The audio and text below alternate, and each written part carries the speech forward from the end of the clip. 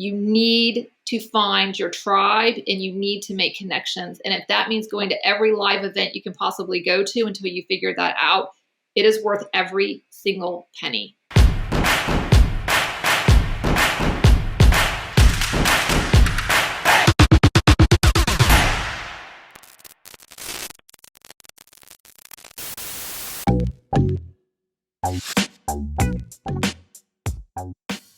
Nice. I love that. That's great.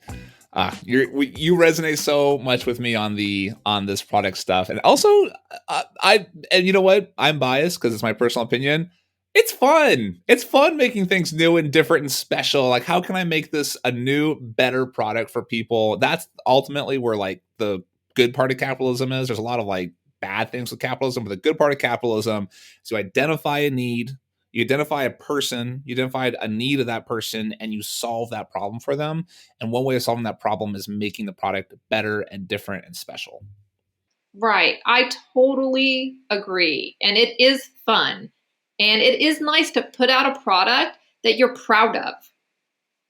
To me, I just love that. Like, to put out something I created and I'm proud of. And I feel like, there are going to be people who say, oh, it's too expensive or it could be better. But when you know that you've put something out that is your best foot forward, I love that.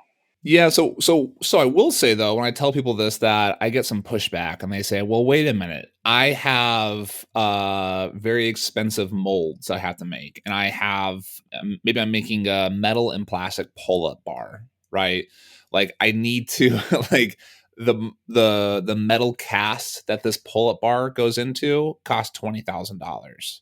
And the plastic and the little plastic thingy, if I want to just change it, add a little bump or add a little twist in it, that's like $5,000-$10,000. And oops, this mold didn't quite work out, so I have to do it again. So that $5,000 mold, oops, one little tweak. You don't just get to tweak the mold; you have to like make a new mold, right?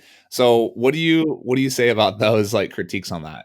So I feel like two things. One, if you are just starting out and you don't have the money to do that, it's not the best use of your time or money, because not only is it going to cause you great anxiety over, is this going to work? It is going to probably stress you to the point where you might miss something. You might miss that part of the mold isn't right. So I feel that you should start with something that's lower hanging, something that doesn't cost as much in mold cost. However, when you're playing, like both of us at this point, you and I are playing with house money, right? So when I first started, I didn't know if something would sell. I would put 50 units out there. Like, that's not popular, right? 100 units. I'd stock out, then it wasn't the end of the world. Nobody died. I'd restock when I could. But I built up my confidence and I built up my skills, like even talking to suppliers or really knowing, like, oh, wait a minute, that's an issue. Like, I didn't know if I sent in this type of box, it was going to get destroyed by the Amazon staff. You learn those things. And so I think that for me, I would make sure that you are comfortable and confident enough in that product to throw out a $20,000 check on a mold, especially knowing it possibly might not be right and you have to redo it. I would think through that whole process.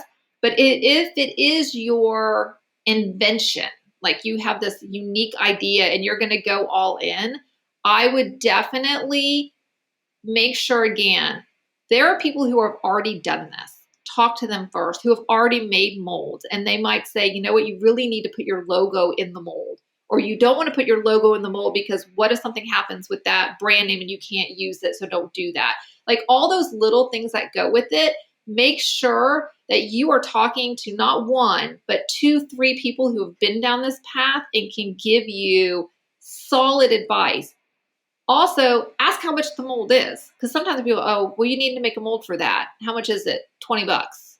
Or also know, like, some molds are only under $100 or a couple $100, which, hey, that's okay. Let's do that. It doesn't mean it's going to be $20,000. So I That's a think you really have good to point, go. actually, because that's a super good point because we were doing some printing on we're printing something on wood, right? And they said, "Oh, it's very expensive to sample we have to set up a mold. We have to get this whole tooling and machining, and the sample's very expensive." And I'm like, "Oh, like how much? Like $5,000?" I go, "Oh no, no, $250." I'm like, "Oh, okay, well that's expensive, but like that's not like crazy expensive." And it's, oh, but also if you order it, if you actually place the order, we'll refund you that 250 sample fee. I'm like, oh yes, definitely do that. Let's order 3 samples because I can do like 3 different types and this and that. Like let's try it, and then yeah, so that's a good point. You should ask about the cost of that kind of stuff. Always ask about the cost. And that was probably a Chinese supplier because everything is expensive. Like that is just a cultural thing. I've had so many times my supplier be like, oh, you don't want to do that. That's really expensive. How much is it? Well, 5 cents. Okay. Think we can do 5 cents. And always ask, like when you're getting samples, ask them for multiple samples. One, say, well, if you were going to make that better, like a better metal, what would you use? Well, okay, that one's more expensive, but can you send it to me? And ask them like what other approach. So like if you have something and they're like, oh, it's $5, but you know your target price is 4, ask them, how could you make it 4? Like what other approach? Could you do some of this by machine and some of it by hand? Because I've had suppliers give me like 7 different approaches with 7 different prices on the same exact product. And I'm like, okay, send me all those samples. If you're sending me samples, do you have anything else new that you're doing? Send me that sample too. Nice, I Because it love might it. give you another idea. So always ask. And I think, and that's part of what you're asking, right? Okay, I'm going to spend $20,000 on a mold, but I know so much more today than I knew when I started this in 2019, right? I know so much more. And I made a lot of mistakes because I didn't know better. And so if you don't have 20 grand, it's probably not, don't go mortgage your house. Like go through the educational process first. That's a great point. And the one thing I'll add on that is there's some materials that are a lot easier to customize than others. Wood, paper, cardboard, ceramic. Those are okay. So the ones I just said, those are really easy. Bent metal, not a metal cast. Metal casts are hard, but bent metal, anything laser cut or engraved is relatively easy to make and really low setup costs. Now you get into the middle tier stuff. If you do any type of screen printing or UV printing, those are usually a couple $100s. I think cardboard sometimes can be a couple $100s if you have kind of like a special cut, whatever. Silicon and ceramics actually shockingly cheap to set up a mold. The silicon and ceramic stuff I've looked at, it's like $200, $300, $400 to set up a mold. So very, very approachable. The things that are relatively expensive are metal casting and hard plastic casting. So if you want to make that really hard plastic thing, the little clip or the little hook or whatever it is, that's going to be relatively expensive. You're usually the rule of thumb I kind of tell people is that it's about $5,000 for the size of your palm. So something that fits in your hand, it's 5 fingers, $5,000. There you go. And each piece is going to be like that. So if your product has 3 or 4 pieces to it and they all kind of like hook and twist together, each one's going to be about 5,000, right? That's just a good rule of thumb. Again, go get quotes, actually ask the factories for that, those actual numbers. But just be mindful, like when I'm thinking of new ideas, if I want to change that plastic bit, $5,000. If I want to change that ceramic bit, it's $500 or $300. If I want to change that wooden bit, it's basically free. So, yeah, Jacqueline, those are awesome. So we talked about data, we talked about finding our products, talked about the data we need to hit, and we talked about differentiating. Is there anything else you want to add on to product selection? I think that one of the things I would do too is when you're thinking about a product, try to think, are there 4 or 5 more that go with this? Because ultimately, most people now, their plan is to exit, right, to sell. And you don't want a brand that has like a spatula, Father's Day gift, a ruler, a bed sheet. Even though they might be different and might be good, most of the time you want something that's more cohesive with, 5, 10 products that make sense that go together. And so I try to think like, okay, this one's really good and it's hitting. are there some other ones? Just so as you're planning, like obviously if you already have your brand and you're adding to it, that's not an issue for you. But if you're just starting out, it's definitely something you should at least consider. And again, if you're talking to experts, and experts love to talk about what they're an expert on, like they love it. And so get out of your comfort zone and go talk to experts. Ask them, what else would you do? Ask your factories, what else are you doing? And write all that down, because it's like a wealth of information that you can go back to when you're ready. So, Jacqueline, you said that your zone of expertise, that your thing you love focusing on is product selection and development, right? And then you said, "Well, I do all this other stuff all day, though, right?" And I said, "No, you don't. You don't have to do that. Just find other people to do it for you." Yeah, I mean, the thing is that I grew so quickly, and which is just a blessing. Like, I'm so thankful for the growth and being able to definitely have a full-time income out of my brand. But all of this other stuff that I didn't learn, I feel like I need to know that in order to hire the team, right? So, and it comes down to, like, I was joking with you, but it comes down to, like, people will say, like, what's your number one keyword on that product? And I'm like, I don't know. What's your conversion rate? I don't know. And they're like, how do you not know this stuff? But when you're making your own products, you don't think about that stuff. But now that I'm not doing that and I want to move forward with intention, it's like, okay, how do you hire? Like, I did hire somebody for PPC, but somebody I trust, right? And so how do you hire a VA or a brand manager or whoever with, like, I know accounting, so I'm okay with hiring accounting. Actually, I hired your accountant after hearing him on your podcast. Oh, but nice. Yeah. And so, but how do you hire these people and then manage what they're doing if you have no idea what they're doing? And so for me, I'm like, okay. Yeah, I mean, there is a point. So I'm a big believer in what I call being the CFO, the chief figure outer of the business. Oh, yeah. Right. So I figure out the stuff and figure out, like, okay, well, you know, okay, so how do I figure out this stupid, like, barcode thingy? Like, how do I make a barcode? Okay, let me just, like, Google it really quick and, like, look at some YouTube videos. And as soon as I do it once, I'm kind of like learning it. And the second time I do it, I'm kind of like mastering it. And the third time doing it, I'm handing it off to somebody else.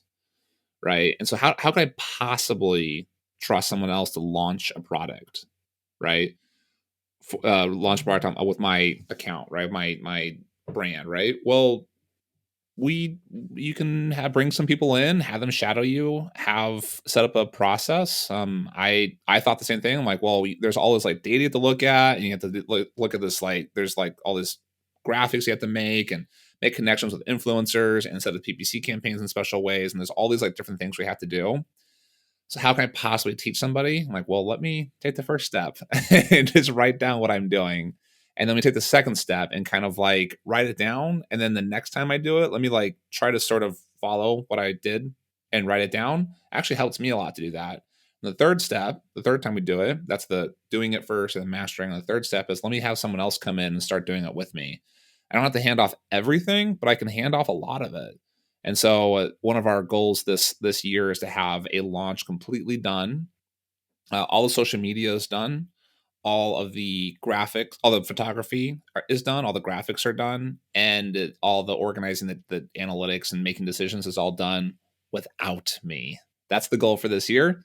And so we're going through, and because we have, hopefully, the goal is 10 launches this year.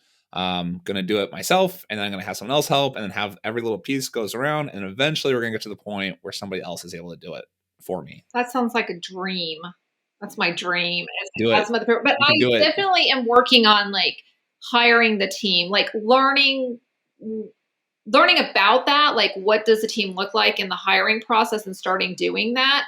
And so, but that is one of the great things about this business, right? You're always learning because things are always changing. And I like to call it just in time learning. Like, I don't want to learn something before I need to learn it. So, like, I don't have Instagram or TikTok or things like that. I'm like, okay, like, I know people who are experts at this. And when I need that, I know who to go to. So, like, I write down, like, hey, this person's an expert in this or that. But I definitely, even if I don't sell my brand, because I was just talking to another seller yesterday who thinks it's easier to go from 3 million to 6 million in your own brand than to sell at 3 million and start again. I don't know if I buy that, but It, I yeah, mean, it depends. So they're like, well, you already have everything. You have the list, you have the process, you have everything else. And sometimes it's like, you think I have a process in place, but it's just me doing it. And I just kind of have the whole thing. And the problem is that like managing a team and managing resources at $10 million a year is very different than managing $1 million brand. So a $10 million brand, very different than a $1 million brand. And you need to start building like structures where you have like you have managers of people below you, which you can totally do. These are all very achievable things, but it's just a different skill set than like buying, looking at a product and then like kind of poking around Etsy and then like getting a couple of quotes on from Alibaba. Like it's different. It's a different skill set. I think it is a different skill set, but I think that no matter which of those ways you go, like it's easier to keep building your own brand or start over. For me, either one of those paths requires a team because I Yes. want to make products all day long. And the only way I can do that is if I have a team doing the rest of the work that needs to be done.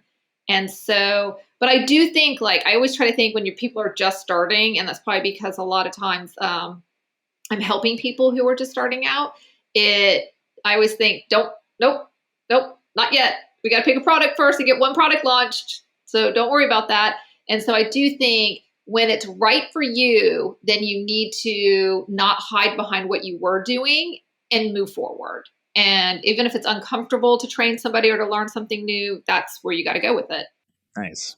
Yeah, so I'll probably I know I've already been bugging you in the background. How do you pay? What's your pay structure? And that's why I'm asking you all those questions because Yeah. this lady's going to have a team Nice. at the end of the year, I love one it. way or the other. So let me abstract a little bit, right? Because it feels weird giving the reins of the business away. It's scary and it's hard, right? Mm-hmm. Because like I can do it. I'm capable. I've been doing this. I've been doing a good job of it. I got here because I built it this way. That's how we feel emotionally, and it's true. We are very capable, and we can do these things. Doesn't mean we should be doing them, right? Doesn't mean that we should be spending all day answering those emails and all day like pinging people on Alibaba and all day like actually physically taking the thing and putting it in the box ourselves, right? I mean, you think about it, like you didn't I mean, whatever your product line is, you didn't actually run the heat shrinking machine, the plastic wrap, all the things inside your product, and you didn't actually stitch the fabric together, and you didn't like grow the cotton that went into the fabric, right? All that stuff is done by other people. You didn't drive the boat, right? You didn't like get in the boat and like, oh, I'm gonna fly over to China and just drive the boat over from China to Long Beach, USA, right? Like you didn't do those things. They were delegated away to someone else, and you're very happy to because it sucks driving a boat. You have no expertise in that. It sucks growing cotton and then like harvesting the cotton and then like running the fabric and then blah blah blah, whatever goes into like manufacturing fabric. Someone else did that, so it's okay that other people do that stuff for us. But now, how do we figure out how to take those little tasks and have other people do them for us? Absolutely. Maybe I need to reread the 5-second rule so I can get on this team thing a little quicker. Take my own advice, move forward. But no, I agree. You cannot. The one thing I always knew about my brand is I would not be able to scale it if I didn't have somebody else making it. There was going to be a point where I could not do it anymore. And the other thing that I've learned is you then cannot continue to scale without a team. You just can't. You're going to get a point where you have to have some kind of team, some kind of structure, or you're going to stagnate because you just can't do it all. And then you're going to resent the fact and be unhappy doing what you're doing. And then you could blow up your own brand just from being overworked. We want to get in this mindset of when we're happy and excited to grow, because when we have to do the work ourselves, that means if when our business grows, that means we have to do more work. Right. right? But that's not always true. Actually, if our business grows to a certain size, we actually can do less work because we can afford to Mm-hmm. have someone else kit it for us in your case. We can afford to hire a PPC manager and do the PPC for us, right? And so that's one thing we start figuring out, like we have access to capital and access to labor. You realize that when you grow, it actually often can make things easier. Not always, but often can, right? And so it's this limited belief that if we do have to do it all ourselves, that means growth is going to hurt. But we want to get rid of that limiting belief, because growth doesn't hurt. Growth means we have more opportunity, more cash flow to employ others to help us do these things. No, I would totally agree. And really comes back to the idea of connection. Without other people, I think it is very difficult to make your business work. And whether that's somebody that is a peer, a colleague, a mentor, or somebody who works for you, you need other people at the end of the day. So it's one of my 2022 goals. Time to Nice. hire somebody, Jacqueline. Just do it. Another way of looking at it from the opposite perspective is, if I want to achieve a certain level of income or a certain lifestyle, maybe I only want to work 20 hours, 20 effective hours, so that I can spend 100 hours with my kids, or so that I can, my number one goal is to always walk my kids to school, or my number one goal is to make $500,000 a year so that I can afford that really nice private school that my kids can go to, right? Or maybe I want to sell my business for $2 million because $2 million allows me to retire, and I can retire and spend all my time with my family, right? Whatever your why is outside of like just make money, right? But often when we're in business together, or when we're in business, we do care about profit and care about income. And so one thing I like to think of it from the opposite perspective is, I need to work at $300 an hour, right? That's my goal. That's my personal goal. I need to work at 200, really $250, $300 an hour. Okay. If I want to achieve that kind of income, that comes out to about $500,000 a year income, right? If that's your goal, that's kind of the objective here. And maybe your income's 100,000. If it's 100,000, you'd be working at $50 an hour, right? $50 to $100 an hour. I can't spend my time doing the things that can be done for $5 an hour, $10 an hour, even $100 an hour. I actually can't spend my time doing that, right? And so, for example, great example of that, I love Photoshop. Okay, I actually love I love taking photos. I love going in and like twisting and tacking and whatever in Photoshop and like brushing the thing out. And like I don't know if you've seen Jacqueline. Sometimes I make like little funny memes of like our friends. Yeah. I've seen some of them. They're pretty funny. You're very good Yeah. at it. I'll just they're just fun, right? I'll just like take a picture and like make a funny quote card, or like Photoshop someone else's head on or something like that. It's fun. I like it. Almost never, like 99% never actually do any Photoshopping for my business, because I have an amazing graphics designer. He's fantastic. He makes $10 an hour. He is twice as fast as me. When I send stuff to him, when he does the thing, like right now we're doing a big revamp of our packaging. And so we're like kind of, adding whatever. We're just changing the way the packaging looks, right? And I can do it. I can do it myself. I can put the little logo in, I can twist it, and I can change and add the quote, whatever, and do all these different things. But like, if I do that myself, I'm effectively working at $5 per hour, because I can pay someone else $10 an hour and they're twice as fast as me. So at that point, I'm working at $5 an hour, and if I'm trying to achieve that $500,000 income, or that like $100,000 income, I'm wasting my time, right? And so there's PPC is another example of it. Like, I'm struggling right now personally, like justifying spending $1,500 a month for a PPC manager. But I'm like doing the math. I'm like, well, if it can save me 4 or 5 hours, if it saves me 5 hours a month, then it's a good hire. And so like, we have to get in this mindset that like, people are not expenses, they're investments. Right. I guess like ultimately the way to look at it is figure out how much you're worth, and anything that you can hire underneath that amount of money, then as long as you have the revenue to do that, you need to hire that out, because then you're just working at below your own worth. Yep. And, another one of the big things at the Cancun event, the Titan member Cancun event, was somebody told me that what would make you more money, continuing to do that inventory management or launching another product? So if you're not just, if you're not even, this is your area of value, this is your area of expertise, yet you're fighting your own self and stopping yourself from doing that because you're doing your own accounting or doing your own whatever, inventory management, PPC, what have you. Stuff you don't want to do. You're doing stuff you don't want to do. That's going to bring you less money than if you just did the stuff you did want to do. And I was like, thank you for calling me out on that. I appreciate that. Yeah, no, and Jacqueline, in your case too, I'm just going to plant some more seeds because I'm like so bullish on Jacqueline. I'm like excited for your growth and what you're going to do. Another thing, I might push back on you sourcing stuff. Generally, at least the fundamental sourcing stuff is generally a lot of work that doesn't require a high skill level.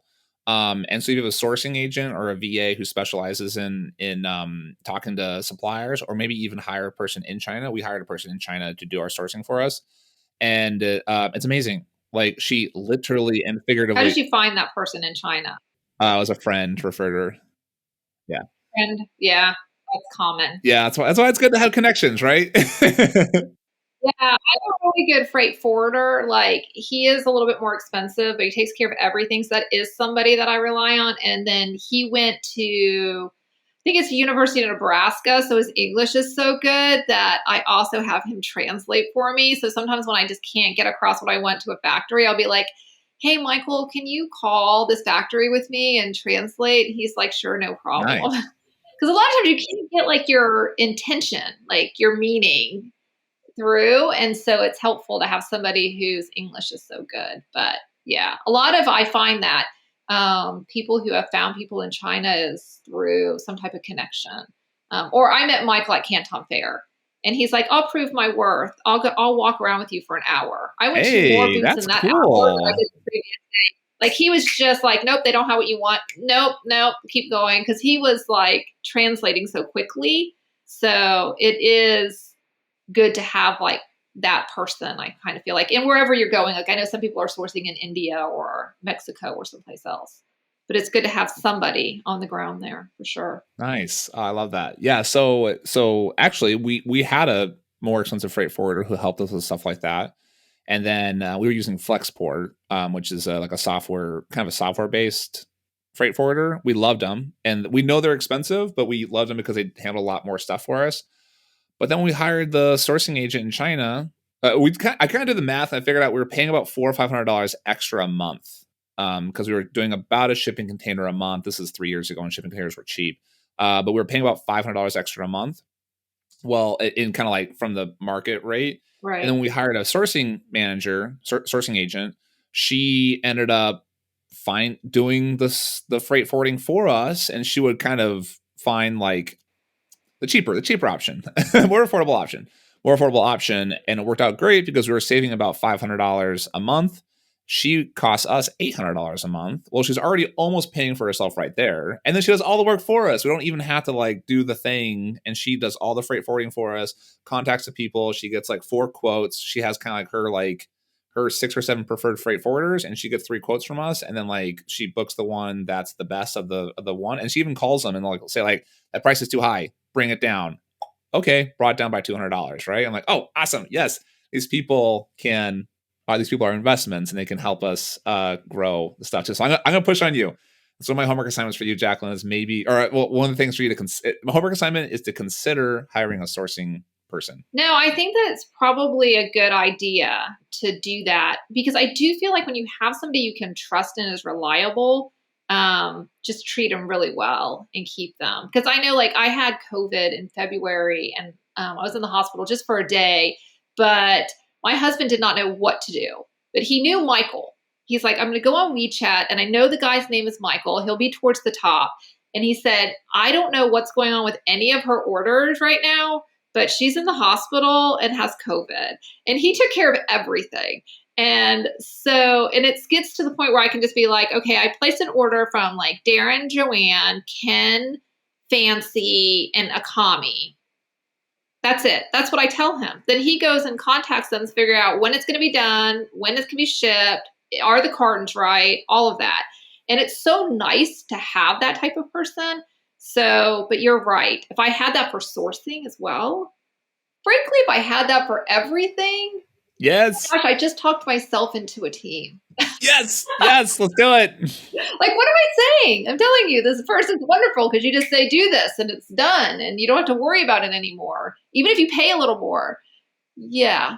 I need a Michael for everything, actually. Nice. I love it.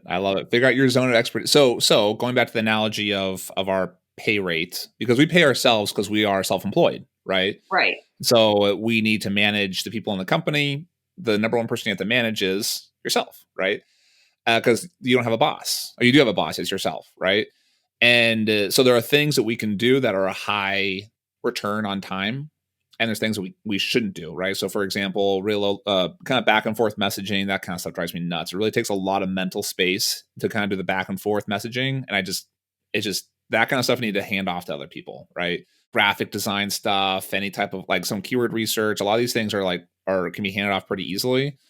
Photography, right? That's a big one. Everyone's like, well, of course I'm going to hand that off. Well, yeah, you can hand all the stuff off like that, right? And so the high level things that we should focus on, setting visions, organizing teams, even hosting meetings, hiring people, that's kind of a middle high level job. I was making the decision of what to hire, making these high level decisions. That's a big one to focus on. Honestly, connections, conferences, networking, those are huge high value things. Those are $300, $500 an hour tasks and stuff like that. So what do you think, Jacqueline? What other kind of like high level, high value tasks are we doing? I mean, in my business, I feel like product selection is everything. And so that to me is super high level. And I feel like connections, going to these events, keeping up with the mastermind, critical, because then you this is an ever-changing landscape, right? So it's easier to keep up with things. And when you have the connection, again, I always save money or make money off of those conversations. I don't think like I could source that out because they're not, getting the same information that I feel like I need. I also feel like paying attention to your vision, like your brand, the vision that you have and how you exit. Again, if you're going to exit, most people I know are going to exit, but if that's right for you, paying attention to all of those things that you really need to line up to make that exit as successful and easy as possible, all high value things. But they're all like, I think it's more just about kind of that being that visionary, which I know then everybody needs a integrator. But when you're doing both of those, that's where something's going to fall through the cracks. Nice. I love it, Jacqueline. Those are great tips. I love it. So we like doing we're going to wrap it up and ask you our favorite 3 questions we like to ask everybody. The first question, my favorite letter in the alphabet is Y. I like knowing people's why. Why do you do the things you do? Why are you said you started up in 2019 and you're like trying to figure this whole thing out. And like, why didn't you just go get like a 9-to-5 job and sit behind a desk? Why are you doing this entrepreneurial journey? So I left a 9-to-5 job and making a lot of money. So it wasn't really about the money when I started. It was about those 2 up there. So I pointing at the kid for our audio listeners, she's pointing at pictures of her children on the wall. Very cute kids. So I have kids. I have 2 6-year-olds. So my husband and I are foster parents, and because we were told we couldn't have kids. And when I was 42, surprise, yes, you can. So I had my first kid at 42. We were already a foster family. And then we took in a little boy who we are in the process of adopting, actually. And this was in 2018. It's been a long, long adoption process. But he had special needs, and I wanted to be home. And I worked in private equity. There was a lot of travel. And I thought there's got to be something better. And something that you probably didn't face, Andrew, and not everybody faces, but there's a lot of mommy shaming that happens. Like, you can't put in as many hours. You're not doing these type of things. So I thought, well, I'm helping these people get rich. Let me try to do my own thing. And so that's why. That's my why. I wanted to be home with my kids. I wanted to hold my own fate in my own hands and see if I could build something. And it's been a good journey for me. And it's fun. I like it. It's a lot of fun. Nice. I love it. I love it. So your side hustle, stay home with the kids side hustle turned into a My main side hustle. hustle was doing retail arbitrage. I did that for a year while working full time. So before work, at lunch, and after work, I was buying clearance products from like Walmart and stuff and hawking it on Amazon. Hustling. And then I thought I could come up with my own products. I love it. I love it. Yeah. And see, this is one thing I love the entrepreneurial journey, especially those of you guys who are listening. These side hustles, the honestly, I think the one of the big things to do is just kind of like hustle, move forward. Don't hesitate to take steps forward. Just start walking. Sometimes it's not in the right direction, but start walking forward. Start doing a thing. Start retail arbitraging. Start listing some stuff. Start talking to some suppliers. Start talking to the chefs down the road, like you mentioned. Talk to the chefs. Ask what kind of products they want and need, and like start moving. Start hustling. Eventually, you'll kind of find the path where you can kind of start monetizing and really start making a profit. And those kinds of things, those side hustles where you are able to get into it and you become the subject matter expert in that field, you then figure out the little places, you go to the certain websites, you make the little tweak and twist on the product, and you eventually grow that product up into $1 million brand. And the big thing then eventually we can turn that side hustle into a main hustle. And then eventually that main hustle can turn into a wealth creation event. And wealth creation is when we sell the business. If that's your goal, not everyone wants to do that, but some people want to do that wealth creation event, that little side hustle, like, let me just try some things the nights and weekends, then turns into my, like, let me do something every day. And then it turns into like, wow, I just made life-changing amount of money for myself and my children. So Jacqueline, I think you're a perfect example of that. Like, I love your story. It's so amazing.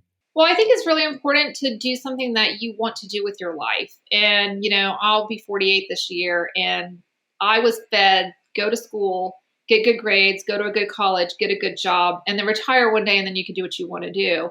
And I wasn't happy. And my husband also wasn't happy. So at 35, he became a firefighter. And at 43, I started hawking, 44, I guess. I started hawking stuff on Amazon. So, but we've never been happier.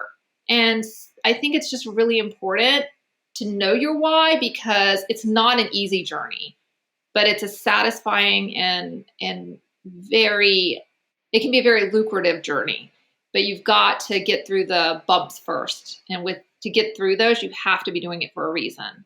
Nice. Love it. So the next question I love asking people, what is a favorite piece of media, a podcast, a book, something like that you can share with the audience that they can listen to right away? So because you said you just got to do it, you got to make it happen. There's this book called The 5-Second Rule by Mel Robbins. And it's all about, you don't want to do stuff like, an example she'll give is like, you don't want to go ask that girl out. Just do it. You got 5 seconds to do it. And once you start pushing yourself out of your comfort zone, you'll get on a path where you're making your dreams come true, because you're constantly challenging yourself and moving past the fear, because it's all fear-based. And you're going to need that, like talking to suppliers for the first time or even launching a product. So I like that one from what you said. And I also like, I listen to your podcast. Thanks. And so there's a lot of business stuff, right?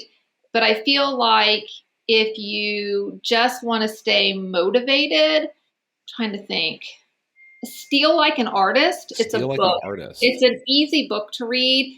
And it's basically about tapping into your creative side. And Unexplainable, that's another good book. It's a Christian based, so it might not be for everybody. Don Cousins, Unexplainable. It's about reaching for your life's dreams. And podcast, How Did I Do That? How I Built This. How I Built This. Great one. I love that one. I love that podcast. Those are 3 books I've actually never heard of that you suggested. So I think I've heard the 5-Second Rules. That 3 books I've never read, at least. And so those are great suggestions. The podcast, How I Built This, I love that one. Do you have It's like so one or good. two episodes in particular that you liked? No, they're all good, because even if you start listening to it and you think, okay, I don't really want to have a cookie shop or an ice cream store, it's so interesting to like watch people go through this journey from even like where they had no clue what they were doing to building like this empire. It's just, so there was this one with the guy who did kayak.com. Super interesting. But so is the one with like somebody who's just like doing like, cookie sales. It's you learn something from that podcast every single time that will motivate you to keep going. It's excellent. There's not a bad episode, I don't think. Totally agree. What is one actionable thing that Amazon sellers can do today? Join a group. Like, obviously, we know each other through Titan. It doesn't have to be Titan. You will not make this business work without connection. It has changed my entire business, my entire life. I meet people now where it's almost like a soul connection, because they're doing something that you're doing. They get you. They're entrepreneurs, where sometimes your friends from school or that you grew up with just don't get what you're doing. And it cuts the learning curve by way more than half, because then you can just reach out and get the answers to your questions. So whatever group that is, whatever you're doing, it doesn't mean if you're not even doing an Amazon business, I assume you are because you're listening to this podcast. You need to find your tribe and you need to make connections. And if that means going to every live event you can possibly go to until you figure that out, it is worth every single penny. Without a doubt, 100%, if you do nothing else of anything you've ever heard on any podcast or any book, live events and making connections with other people will change your life and will change your business. I love it. Jacqueline, that's a great tip. Go meet people, go connect with people, get connected. If you are interested in the mastermind, the Titan is the one I'm a coach in, and there's a link to check out that mastermind in the show notes of this episode. And you can use just use my, you can actually go to zoncompodcast.com/resources, and it's right there at the top if you want to have a quick link to go to as well. And Jacqueline, I love that. Making connections, finding people, understanding their story, getting tips about like how to, I should be advertising actually, right? Stuff like that. Little simple things like that, like really make a big difference. I have never gone to an event where I didn't make more money or save more money than that event cost me. Nice. Absolutely, 100%. I know that is true. It's critical, I think, because this is a lonely business. Yes. It's not lonely if you connect with people, though. So Absolutely. Then it's fun. Jacqueline, thank you so much for being here. We learned all about, so I took a lot of notes. Let's see, and all the notes will be in the show notes too. So I have, start with a product first, then jump in and use certain websites like Etsy and certain niche websites to go into to find product ideas, and then use different data. We want to look at buyer intent and look at search terms and stuff like that. We're generally shooting for 150% ROI. We want to look at our reviews and competitors, and then we want to differentiate our products, and we talked all about how to do that. And then, of course, we heard your why about your kids and the 5 books and the podcast that you suggested that we check out. And of course, the final action is to connect with people. So Jacqueline, thank you for connecting with me. I appreciate you being here, and I'm sure the audience appreciates it as well. Thanks, it was fun. Hey guys, if you found value from this episode, I would love if you could tell the world. And if you don't want to tell the entire world, I would love for you to tell iTunes at least. If you can go to iTunes, if you listen to this podcast on iTunes, go ahead and go leave us a review. I have a few here that are amazing that I love to read out. I read every single review that's posted. Go to iTunes, leave a review. Also, Spotify now is allowing ratings. So please go onto Spotify, and it's super easy. You don't even have to write anything. You just hit 5 stars and leave that review. You know, as an Amazon seller, how important reviews are to your business. I am asking you, out of the goodness of your heart, please leave me a review as well. Thanks.